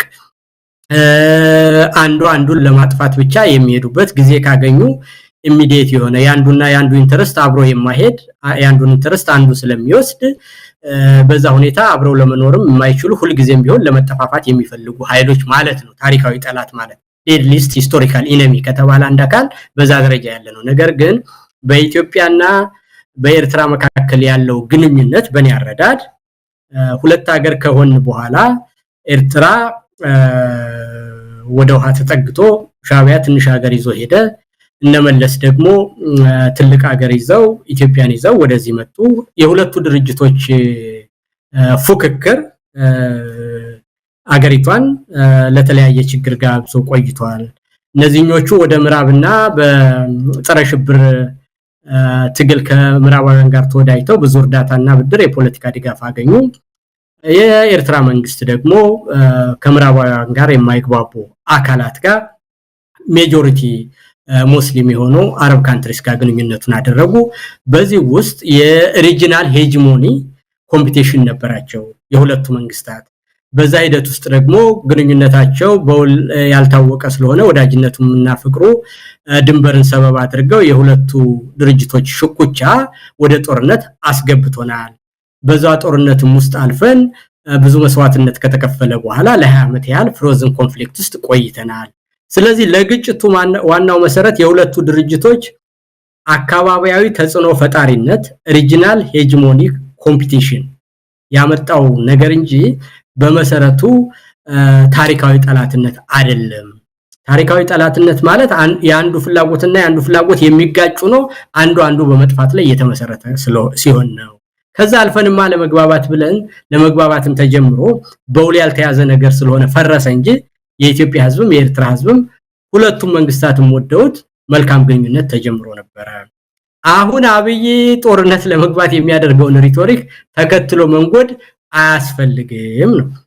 ኤርትራና የኢትዮጵያ ግንኙነት የፍቅርም ታሪክ አለን፣ የአንድነት ታሪክ አለን፣ የልዩነት ታሪክ አለን፣ የጸብ ታሪክ አለን። ያ መኖሩን በየትኛውም ሁኔታ እዛ ቃለ መጠይቅ ላይም በግልጽ የተጻፈ ነገር ነው። ነገር ግን ታሪካዊ ጠላት ማለት የማይታረቅ ቅራኔ ማለት ነው። ነገር ግን ደግሞ እኛ ያለን ግንኙነት የማይታረቅ ቅራኔ ሳይሆን የሚታረቅ መሆኑን በተግባር አይተናል። ምክንያቱም ተጀምሮ ግንኙነት ለመፍጠር ተጀምሮ በአብይ ያልተገባ ካዲነትና መልክ ባለው ተቋማዊ በሆነ መንገድ አለመያዙና ለራሱ ፍላጎት ብቻ ነገሩን ስለተጠቀመበት እንጂ የኤርትራና የኢትዮጵያ ግንኙነት ሊፈታ የሚችል እንደሆነ በተግባር ያየንበት መንገድ ነውና ስለዚህ ይሄንን ነገር እንደውነት ቆጥሮ ማንም ሰው ኤርትራና ሻዕቢያን የኢትዮጵያ ጠላት አድርጎ ከአብይ ጋር የሚሰለፍ ሰው ካለ ራሱ ካዲ ነው። ጦርነት የፈለገው አብይ ነው። ስለዚህ ህዝቡ እንደውም አንድ አይነት ህዝብ ነው።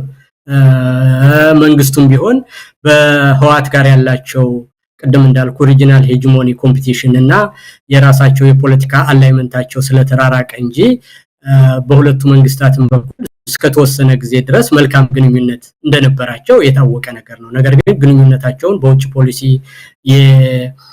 የተገራና ራሳቸው ሁለት ሀገሮች ሆነው ለዋላዊነታቸውን ጠብቆ የተደረገ መልካም ግንኙነት አለመኖሩና ኤክስፔክቴሽን ክራይሲስ በመኖሩ በሁለቱም በኩል የተፈጠረ ግጭት ወደ ጦርነት አምርቶናል እንጂ ታሪካዊ ጠላት በሚያስብል ደረጃ ያለ ግንኙነት አይደለም። ያ ማለት ግን የጦርነት ታሪክ የለንም እኛ ሀገር እንዳሉት ሰዎች ከቅኝ ተይዘን ነበር በኢትዮጵያ ብለው ለመለየት ሲሉ ያልተገባ ፕሮፓጋንዳ በሻዕቢያ በኩል እንደተሰራ ያ ነገር ደረቅ ታሪክ እንደሆነ በዛው መግለጫ ላይም በይፋ የተናገርኩት ነገር ነውና አሁንም ቢሆን ታሪካዊ ጠላት ብሎ ለመፈረጅ የሚያስችል ነባራዊ ሁኔታ እንደሌለ ያንን ደግሞ እንደ መረጃ የሚያቀርብ ሰው በየስናገር ምንድነው በአማራ ላይ ጥላቻ ነዝቷል ከሆነ አሁን ድረስ እየተራረድን ያለንና እዚሁ ኢትዮጵያ ውስጥ ያሉ አካላት የነዙት ጠላትነት የተለየ ነው ኢትዮጵያን ያለ ወደብ አስቀርቷል ከሆነ ራሳችን የኛን ሀገር የመሩት ሰዎች እና ቦይ ስብራት ነጋ እኛን እንድትገነጠል ይፈልጋል እንደውም የኤርትራው መሪ ከኛ ጋር ለመስራት አንድ የሱዳን ጀነራል ላይ ኢሲአይ ሰው ሆኖ ጥያቄውን ሊተውና ከኢትዮጵያ ጋር ለመሆን ፈልጎ ነበር እኛንን አይፈልግም ቱሌት ብለን ያስወጣ ነው ብለዋል ስለዚህ ሻዕቢያ የሚከሰስባቸው ነገሮች ሁሉ የኛ ሀገር ሰዎች አድርገውታል እና አንድ የውጭ ሀገር መንግስት ያደረገው ነገር የኛ ሀገር ሰዎች ያደረጉት ከሆነ ታሪካዊ ጠላት ብለን እንዴት ልንለው እንችላለን ዲፋይን ልናደርገው የኛው ጉዶች የኛ ቤት ሰዎች ራሳቸው እንደ መንግስትነት የቆጠርናቸው አሁንም ህጋዊ ድርጅት ሆኖ በአገር ውስጥ ያሉ አካላት የፈጸሙትን ከሆነ የሰራው እንደውም ለውጭ ሀገር መንግስት ኤክስኪዩዝ አለን ባድ ነው የራሱ ፍላጎት አለው የራሱ ኢንተረስት አለው ያን ማድረጉ ብዙ ላይ ገርም ይችላል ግን የኛው ጉዶች ያደረጉትን ነገር ስላደረገ ታሪካዊ ጠላት ብሎ ዲፋይን ማድረግ ትክክል አይደለም ነው የኔ መከራከሪያ መሰለኝ እንግዲህ ኢንጂነር ይልቃል መከራከሪያው በዛ ወገን ወይም ደግሞ የኤርትራ መንግስት በኢትዮጵያ ታሪካዊ ጠላትነት ፈርጀው በጣም የከረረ አቋምና ጥላቻ የያዙ ወገኖች ቀላል የሚባሉ አይደሉም እንደው በስም መጥቀስም ካስፈለገ ዋናዎቹ መጥቀስ ይቻላል የሚሉት ነገር አለ ኢንጂነር ይልቃል ለኤርትራ እጅ መንሻ ነው የሚደግፈው ትግል አለ ፋኖ የሚባለው ኃይል ከኤርትራ መንግስት ፖለቲካውም ሆነ የትጥቅም ሆነ ሌሎች ድጋፎችን እንዲያገኝ በሚል ያቀረበው ምንድነው እጅ መንሻ እንጂ ትላንት የተፈጸመውን በመካድ የሚመጣ የፖለቲካ ጫዋታ ሊኖር አይገባም ትላንትና ምኖ ዛሬ ሊመጣ የሚችለውን ግንኙነት በስምምነትና በመነጋገር ማምጣት ይቻላል እንጂ ትላንትን መካድ አይገባም ብለው ታሪካዊ ጠላትነቱን በደንብ አስምረው የሚሄዱ ናው አይደለም የሚለው እንግዲህ አንተም እንደ ግንዛቤ ሁላችንም እንደ ግንዛቤያችንና እንደ መረዳታችን ልንገልጸው እንችላለን ግን እነዚህ ሰዎች የሚሉት ነገር በትክክል አንተ እንደው እንደ እጅ መንሻ ያቀረብከው የኤርትራ መንግስት በዚህ ደረጃ ሳይሆን የፋኖን ትግል እንዲደግፍ በሚል ታሪኩን አሳንሰና የነበረው ሁኔታ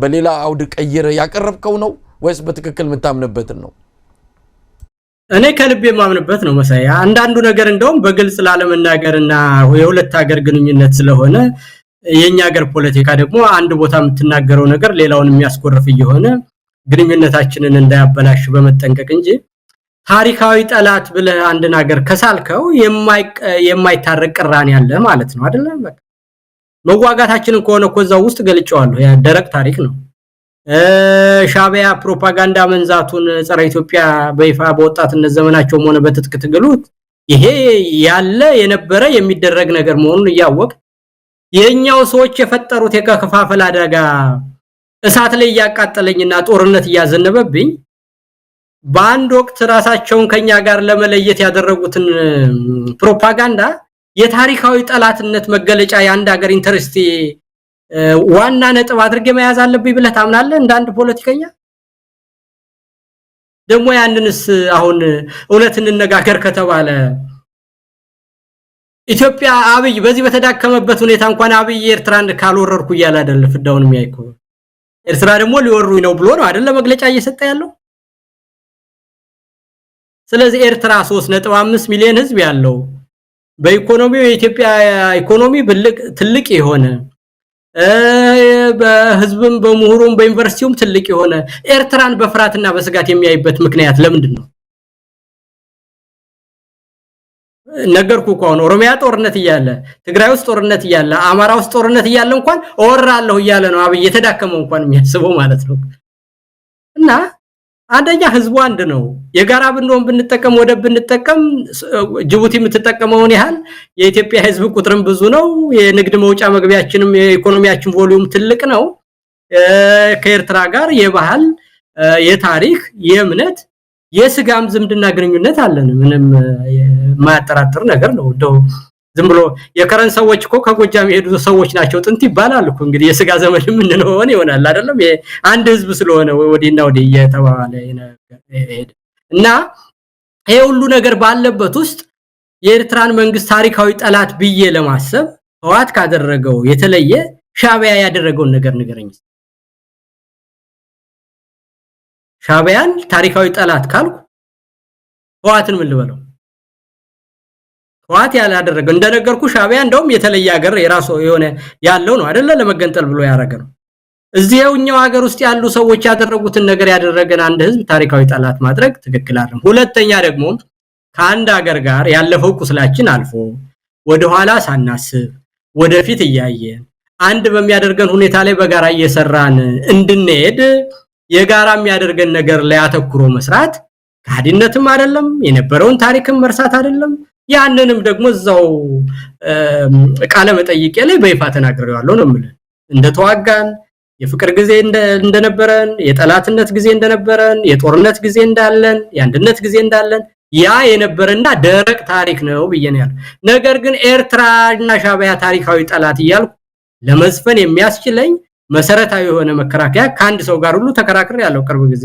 ካተወልደቱ ምንድነው መከራከሪያ ብዬ ስለው ምንም ሊያቀርብልኝ አልቻለም እንደውም ከህዋት ጋር ለምን ታወዳድራለህ ህዋት የፈለገውን ቢያረግም ሀገራችን ያለ ነው ሌላው ሰው የፈለገውን ቢያረግም ሀገር ውስጥ ያለ ችግር የለም ሻዕቢያ ግን ጠላቱ ነው መፈረጃ አለበት ይለኛል ምን አይነት ነገር ነው እና ይሄ በተግባር አላገኘውም አሁንም ቢሆን ኤርትራ ታሪካዊ ጠላት ነው ከኤርትራ ጋር ግንኙነት ማድረግ አይገባንም ግንኙነታችንን በመጠፋፋት ላይ የተመሰረተ ነው ብሎ የሚያስብ ሰው ካለ ለምን አሰብክ ልለው አልችልም ግን እኔ ማስበው እንደዚህ ነው የኢትዮጵያንና የኤርትራን ታሪክ የምንረዳው እንደዚህ ነው የሚገባኝም እንደዚህ ነው አቋም የሚሆነው ኢትዮጵያና ኤርትራ ደግሞ መልካም ግንኙነት እንዲኖራቸው እሰራለሁ ኤርትራም ደግሞ ወደ ያላትና መውጫ መንገድ እንዲኖረን አንድ የትጥቅ ትግል እንደሚያደርግ አካል ደግሞ ከነሱ ጋር መልካም ግንኙነት መመስረትና ከጎረቤት ሀገር ጋር ቤዝ እንዲኖረን ማድረግ ኤርትራ ከዚህም በፊት ከነበረው መንግስት ጋር ቅሬታ ስላላት ተቋሚዎችን ቤዝ ተሰጥ ነበር ተደግፍ ነበር ስለዚህ ለአሁኑም የተለየ ነገርና የተለየ ዜና የሚሆንበትም ምክንያት የለም አቋም የሚያውነው የታሪክ አረዳድ የሚሆነው መሳይ ኢንጂነር ሊቃል እንግዲህ በቅርቡ በፓርላማ አብይ አህመድ የኤርትራን ጉዳይ በተመለከተ የተናገረው ነገር አለ ኤርትራ ልትወር ነው ኢትዮጵያ የሚለውን በብዙዎች ዘንድ በስጋት የሚነሳውን ውድቅ በማድረግ ወረራ የሚባል ነገር አይኖርም ግን ሰጥቶ በመቀበል ወይም ደግሞ እሱ የገለጸው መንገድ አለ እዚህ አፍንጫችን ስር በ70 ኪሎ ሜትር ርቀት ውስጥ ወደብ ተቀምጦ ዝም ብለን ምናየው አይደለም መነጋገር አለብን ብሎ አጀንዳውን እንዳልተወው ግን የወረራ የተባለውን እንትን ውድቅ እንዳደረገው ነው የሰማነው አብይ አህመድ አፈገፈገ ሸሸ ከዚህ አጀንዳ ወይስ አደፈጠ ነው ማለት ምን አብይ በራሱ አንድን ተግባር ወስኖና አቋም ወስዶ ዳር ያደረሰው ነገር እስካሁን ድረስ ምንም ነገር የለም ከመጣ ጀምሮ በህዝብ እየተገፋ ህዝበኝነትን ጥቅም ውስጥ ያስገኛሉ የሚባሉትን ተራና ሸቃጭ አጀንዳዎች እያነሳ ያንን እያራገበ ፎቶ እየተነሳ የስልጣን ማራዘሚያ ሁሉንም ነገሮች አድርጓል አሁንም ይሄንን የወደብ ጥያቄ ከገባበት አጣብቂ ለመግባትና ምናልባት አማራንም ከትግል ነጥቦቹን አናጥቤ ወደዚህ ወስድ ይሆናል ስለ ወደብ ሰዋራ የኢትዮጵያ ህዝብ ልብና አምሮን የሚገዛ ፕሮፓጋንዳ ነው ብሎ በማሰብ ከአንድ አመት ተኩል ጀምሮ የጀመረው ነገር ነው ከዛ በኋላ ያንን ነገር የኤርትራው ጉዳይ እንደማያዋጣው ሲያቅ ወደ ሶማሌላንድ ሄዶ ነበር የሶማሌላንዱ ሁኔታ ደግሞ አላዋጣው ሲል ዓለም አቀፍ ግፊትም ሲበዛበት ያን ተወጣ አሁን ደግሞ መልሶ እንደገና ኤርትራ ተቋሚዎችንም ያሳጠቀች ነው የፕሪቶሪያውን ስምምነትም ልታፈርስ ነው ወደው ምፈልጋለሁ ብሎ ደግሞ እንደገና ሚክስድ ሜሴጅ የሚሉት በፕሮፓጋንዳ ይሄ የተቀላቀለ ነገር ይዞ ያንኑ ፕሮፓጋንዳ ደግሞ እንደገና መልሶ አዋራውን አራግፎ ይዞት መጥቷል ያም ሆኖ ግን አሁን በዓለም አቀፍ ሁኔታም ቢሆን ህግን ያከበረ አይደለም ያንድን ለዋላው ሀገር ሞረር በተባበሩት መንግስታት ህግም ቢሆን አንድን ሶቨርን ስቴት በኃይል ሞረር የተገባ ነገር ስላይደለ ተገቢ አይደለም ኤርትራም የዋዛ አይደሉም የተለያዩ ወዳጅ ሀገሮቻቸውን ያሰባሰቡ በዲፕሎማሲውም በፊት ባልነበራቸው ሁኔታ የአብይን ስምና ገጽታ በሚያበላሽ ሁኔታ ፕሮፓጋንዳውና የፖለቲካ ህዝብ ግንኙነቱን ስራ ጀምረውታል። ያ ደግሞ አላዋጣው ሲል ቅድም አንተ እንዳልከው በፓርላማ እፈልጋለሁም አልፈልግም በሚል ሚክስድ ሜሴጅ አይነት ነገር በእውቀቱ ስዩም እንደሚተርተው ተረት መሮጡም እንዳይቀር መጀነኑም እንዳይቀር እጀን በኪሴ ከተቸሮጥኩ የሚለው አባባል አለው በእውቀቱ ስዩም ሲቀልድና ያብይም እንደዛ ነው። ማፈግፈጉም እንዳይቀር ወደ ፈልጋለሁ የሚለው ጀብደኝነትና ፕሮፓጋንዳም እንዳይቀርበት ሁለቱንም ነገር የያዘ ነገር ለማስተላለፍ ነው የፈለገው መሳይባቸው። እንግዲህ ኢንጂነር ይልቃል እንደው በአጠቃላይ በኢትዮጵያ ያለውን ሁኔታ በኢኮኖሚም በፖለቲካውም በሁሉ መስክ ያለውን ነገር ከስርዓቱ ሰዎች አካባቢ የሚደርሰንን መረጃ መነሻ አድርጌ ነው የማጠቃለያውንም ጥያቄ ማነሳው። በጣም ስጋት ላይ ነው ያሉት የህዝብ ንቅናቄ የህዝብ ምናልባትም ተቃውሞ ይፈነዳል የሚል ስጋት አለ። ያን ስጋት ነው እንግዲህ ይሄ አጀንዳዎችን በአጀንዳ እየደራረበ ህዝቡን ፋታ የሚነሳው አብይ አንድም ህዝቡ ውስጥ የታመቀ ነገር አለ። የታመቀው ከምንም በላይ ሊፈነዳ የሚችልበት ጊዜ ደርሷል። እንደ በፊቱ እንደው በሩቁ የሚገለጽ አይደለም። በቅርብ አድፍጦ እንዳለም ራሳቸው አምነዋል። አንዳንድ ነገሮችን ከወዲሁ የሚዘጋጁ የስርዓቱ ሰዎች እንዳሉም እንዲሁ እንሰማለን። በተለይ አገዛዙ ካዝናው ባዶ ሆኗል።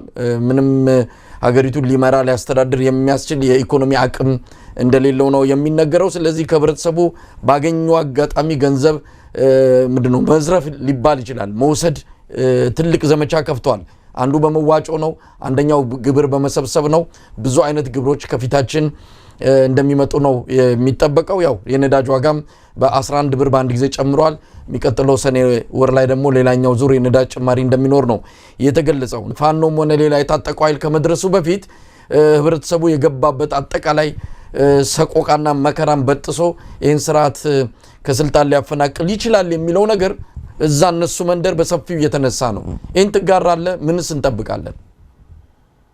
እውነት ነው መሳይ። ይሄ እኮ ትግሉ በአንድ ቀን አሁን የተፈጠረ ነገር አይደለም። በሂደት የመንግስት ቅድም እንዳልኩ የኢህአዴግ ሙጥጣጭ አቅም እያጣ የህዝብ ትግል ደግሞ ኢኮኖሚውን የምታየው ነው፣ ፖለቲካውን የምታየው ነው፣ የህዝብ ለህዝብ ግንኙነቱን የምታየው ነው። አጠቃላይ በቀጠናውም ዓለም አቀፍ የፖለቲካ ግንኙነቱን የምናውቀው ነው።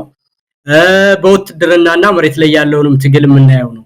እነዚህ ሁሉ ነገሮች ተደምረው አብይን አንቀው ይዘውታል እና እሱ ደግሞ ልዩ የሚያደርገው ነገር ይሄንን ተረድተውታል። ይሄንን ነገር ስለተረዳው የገንዘብ እጥረት አለበት። ያንን የገንዘብ እጥረት ለማሟላት የሚያደርገው ከህዝብ ለመሰብሰብ ገንዘብ የሚያደርገው ነገር ደግሞ የህዝብ ቅሬታ ያመጣበት እንደሆነ አውቆታል። ገንዘብ ደግሞ ያስፈልገዋል። ገንዘብ እንዳያትምና አላስፈላጊ የሆነ ሁኔታ ውስጥ እንዳይፈጥር ሞኔታሪ ፖሊሲውን እንዲያስተካክል ደግሞ እርዳታና ብድር ባገኛቸው ዓለም አቀፍ ተቋማት IMF እና ወርልድ ባንክ ታንቆ ተይዟል። ስለዚህ ያ ነገር ምንድነው ሁለት እሳት ያለው እንደ ድፎ ዳቦ ሆኖበታል። እንደለመደው ገንዘብ አትሞ የሆነ ነገር እንዳያረግ እነሱ ይዘውታል። ከህዝብ ገንዘብ ሰብስብና ወጪህን ሸፍን የሚለውን ነገር ለማድረግ ሲፈልግ ደግሞ ከህዝብ የሚሰበስበው ነገር ደግሞ ህዝቡን እያስቆጣና የህዝብ ንቅናቄን የበለጠ እየገፋበት መጥቷል። ይሄንን እሱ ተረድቶታል። ስለዚህ የህዝብ ንቅናቄውን በፍጥነት እየመጣ ነው። የፋኖች እንቅስቃሴ እነሱ የሚሉትም በትጥቅ የታገዘ ህዝባዊ ሚተኝነት ነው የምናደርግ ብለዋል። ስለዚህ ትግሉ ተመጋጋቢ ነው። ህዝቡም አጠቃላይ ይሄን ንቅናቄ ለማድረግ ዲፔንደብል የሆነ ነገ ሀገሪቷን ወደ ሰላምና ወደ መረጋጋት የሚወስድ የፖለቲካና የሚሊተሪ አደረጃጀት ፋኖ መኖሩን ስለሚያውቅ ህዝቡ ደግሞ እንደ ልቡ ይሄን መንግስት ለመቃወም እድል ያገኛል። አሁን ሰሞኑን የአንድነት ዘመቻ የሚያሳይ የተቀናጀ ሚሊተሪ እንዳላቸው ከሌሎች አካላት ጋራም ግንኙነታቸውን መልካም ለማድረግ እንደሚፈልጉ ከጎረቤትም ከኤርትራ የትግራይም የአማራም የኦሮሞም ፖለቲካ መተሳሰር እንዳለበት የሰላማዊ ትግሉም ከትጥቅ ትግሉ ጋር መተባበር እንዳለበት ቀጠናው ላይም መልካም ግንኙነት መኖር እንዳለበት ፋኖ ሪስፖንሲብል ሆኖ እየሰራ እንደሆነ በግልጽ ያሳያል። ይሄ ከሆነ ደግሞ የህዝብ ቅሬታ በኑሮ ውድነቱም በሙስናውም በዘራድሎም መንግስት በዘረፋ ከህዝብን የሚያሸማቅቀው ነገር አንድ ላይ ተደምረው ይሄን ህዝብ እየሸመቀቁት እንደሆነ በጎረቤት ሀገራት ሁሉ መንግስት ታንቆ እንደተያዘ በዲፕሎማሲው የዛሬውን የማርክ ሩቢዮን ስልክም ጨምሮ አጠቃላይ ይሄ መንግስት ታንቆ እንደተያዘና ለውጥ ቅርብ እየሆነ እንደመጣ ትግላችን እየተደመረ ጎርፎ አብይን ጠራርጎ ሊወስደው ዳር እንደደረሰ ያንንም ደግሞ አብይ ስላወቀው ይሄ ዲፍሌክሽን ኦፍ ኒውስ ሳይክል የህዝብን ለማዘናጋትና አዳዲስ ነገር እየፈጠረ ያንን ትግል ለማናጠብ የሚያደርገው ነገር እንደሆነ በግልጽ ያሳያል እና እዚሁ ላይ ትግላችንን አጠናክሮ መግፋት ነው። መስመሩ ትክክለኛውን ነገር ይዟል፣ አቅጣጫ ይዟል።